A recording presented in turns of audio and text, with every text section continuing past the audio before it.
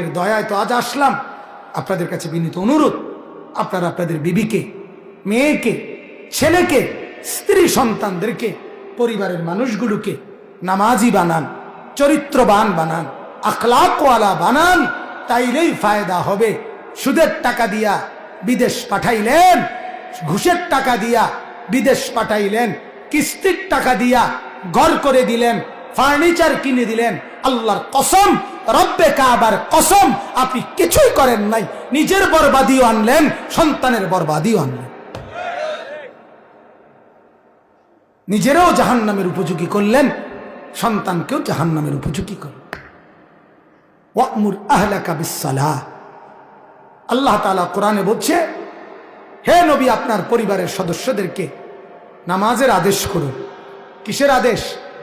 নবীজিকে আল্লাহ বলছে, কুল্লি আজওয়াজিকা ওয়া বানাতিক, আপনার স্ত্রীদেরকে, আপনার মেয়েদেরকে পুরা শরীর ঢেকে পর্দা করার কথা